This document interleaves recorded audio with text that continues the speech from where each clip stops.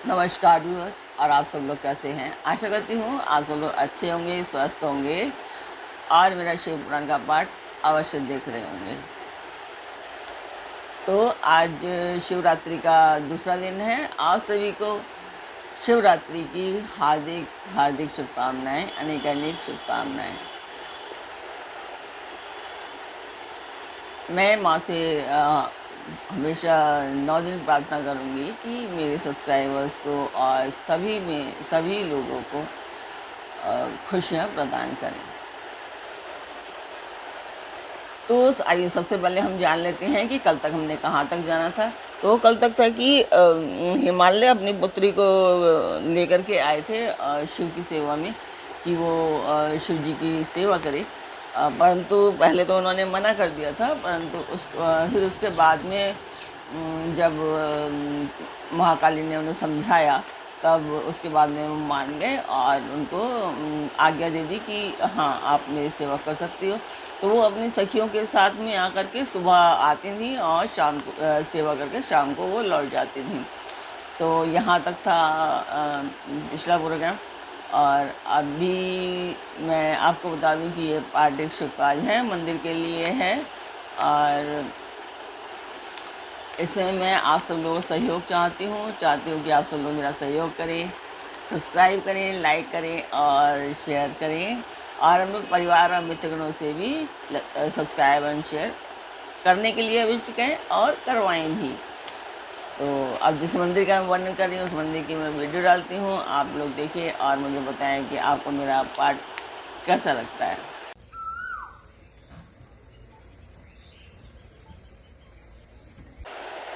तो मंदिर की वीडियो आपने देखी, आपको मेरा पाठ कैसा लगता है कमेंट बॉक्स में मुझे अवश्य बताएं। तो आप लोग सब्सक्राइब किया कीजिए। ऐसे दूसरे जो वीडियोस होते हैं उसमें तो बहुत जल्दी सब्सक्राइबर्स बढ़ जाते हैं। बहुत लोग बहुत जल्दी जल्दी सब्सक्राइब कर देते हैं एकदम से। और ये जो धर्म के कार्य होते हैं इसमें सब्सक्राइब करना नहीं चाहते हैं। तो चाहूँगी कि आप लोग धर्म के कार्य भी करें, कुछ इसी तरीके से जो प्रभु की कृपा सभी पर, माता रानी की कृपा सभी पर बनी रहे।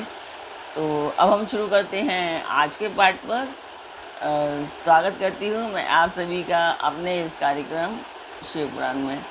तो मैं ज़्यादा बोलती नहीं हूँ क्योंकि कहीं आप लोगों को ये ना लगे कि मैं आपको ज़्यादा ज्ञान बांट रही हूँ। तो अब हम चलते हैं आज के पार्ट पर। आज के पार्ट में है कि तारकासुर के सताए हुए देवताओं का ब्रह्मा जी को अपनी कष्ट कथा सुनाना, ब्रह्मा जी का उन्हें पार्वती के साथ शिव के विवाह के लिए उद्योग करने का आदेश देना, ब्रह्मा जी के समझाने से तारकासुर का स्वर्ग को छोड़कर और देवताओं का वहां रहकर लक्ष्य सिद्धि के लिए यत्नशील होना। तो आगे सूर्य जी क्या कहते हैं कि तदंतर नारद जी के पूछने पर पार्वती के विवाह के विस्तृत प्रसंग को उपस्थित करते हुए ब्रह्मा जी ने तारकासुर की उत्पत्ति, उसके उग्र तप, मनोवांछित वर प्राप्ति तथा देवता और असुर सबको जीतकर स्वयं इंद्र पद पर प्रतिष्ठित हो जाने की कथा सुनाई। तो तत्पश्चात ब्रह्मा जी ने कहा कि तारकासुर तीनों लोगों को अपने वश में करके जब स्वयं इंद्र हो गया, तब उसके समान दूसरा कोई शासक नहीं रह गया। वह जितेंद्रिय असुर त्रिभुवन का एकमात्र स्वामी होकर अद्भुत ढंग से राज्य का संचालन करने लगा। उसने समस्त देवताओं को निकालकर उनकी जगह दैत्यों को स्थापित कर दिया और विद्याभर आदि देव योगिनियों को स्वयं अपने कर्म में लगाया।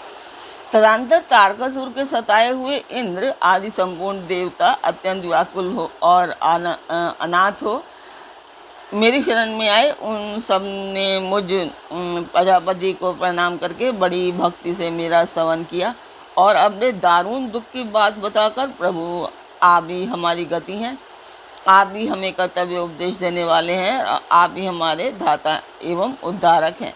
हम सब देवता तारकासुर नामक अग्नि में जलकर अत्यंत व्याकुल हो रहे हैं।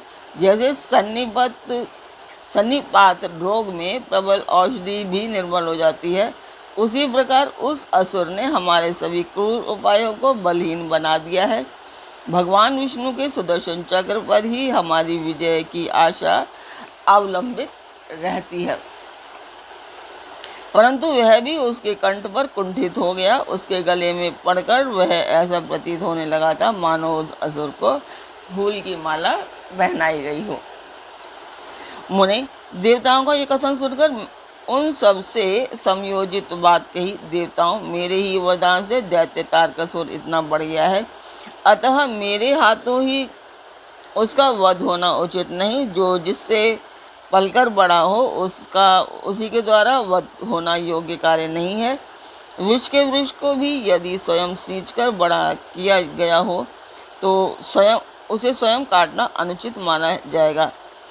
तुम लोगों का सारा कार्य करने के योग्य भगवान शंकर हैं, किंतु वे तुम्हारे कहने पर भी स्वयं उस असुर का सामना नहीं कर सकते। तार का दैत्य स्वयं अपने पाप से नष्ट होगा।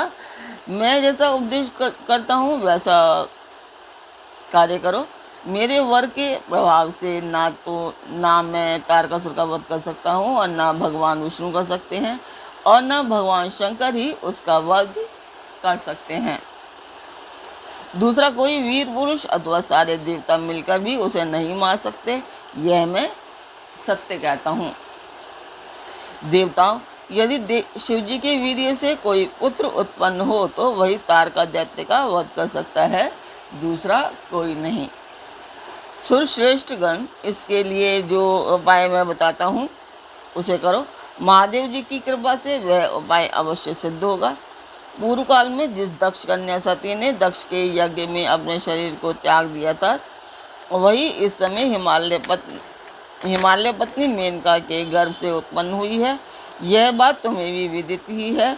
महादेव जी उस कन्या का पानी ग्रहण अवश्य करेंगे। तथापि देवताओं, तुम स्वयं भी इसके लिए प्रयत्न करो। तुम अपने यत्न से ऐसा उद्योग करो जिससे मेनका कुमारी पार्वती में भगवान शंकर अपने वीर्य का आधान कर सकें। भगवान शंकर उधर रहता है, उनका वीर्य ऊपर की ओर उठा हुआ है। उनके वीर्य को प्रस्खलित करने में केवल पार्वती ही समर्थ हैं, दूसरी कोई अबला अपनी शक्ति से ऐसा नहीं कर सकती। गिरिराज की पुत्री वे पार्वती इस समय युवावस्था प्रवेश कर चुकी हैं और हिमालय पर तपस्या में लगे हुए महादेव जी की प्रतिदिन सेवा करती हैं। अपने पिता हिमवान के कहने से काली शिवा अपनी दो सखियों के साथ ध्यान परायण परमेश्वर शिव की साग्रह सेवा करती हैं। तीनों लोकों में सबसे अधिक सुंदरी पार्वती शिव के सामने रहकर प्रतिदिन उनकी पूजा करती हैं। तथापि वे ध्यानमग्न महेश्वर मन से भी ध्यानहीन स्थिति में नहीं आते, अर्थात ध्यान भंग करके पार्वती की ओर देखने का विचार भी मन में नहीं लाते। देवताओं, चंद्रशेखर शिव जिस प्रकार काली को अपनी भार्या बनाने की इच्छा करें, वैसी चेष्टा तुम लोग शीघ्र ही प्रयत्न पूर्वक करो। मैं उस दैत्य के स्थान पर जाकर तारकासुर को बुरे हट से हटाने की चेष्टा करूंगा। अतः अब तुम लोग अपने स्थान को जाओ। नारद, देवताओं से ऐसा कहकर मैं शीघ्र ही तारकासुर से मिला और बड़े प्रेम से बुलाकर मैंने उससे इस प्रकार कहा, तारक, यह स्वर्ग हमारे तेज का सार तत्व है, परंतु तुम यहाँ के राज्य का पालन कर रहे हो, जिसके लिए तुमने उत्तम तपस्या की थी, उससे अधिक चाहने लगे हो। मैंने तुम्हें इससे छोटा ही वर दिया था, स्वर्ग का राज्य कदापि नहीं दिया था, इसलिए तुम स्वर्ग को छोड़कर पृथ्वी पर राज्य करो। असुर श्रेष्ठ, देवताओं के योग्य जितने भी कार्य हैं वे सब तुम्हें वहीं सुलभ होंगे, इसमें अन्यथा विचार करने की आवश्यकता नहीं है।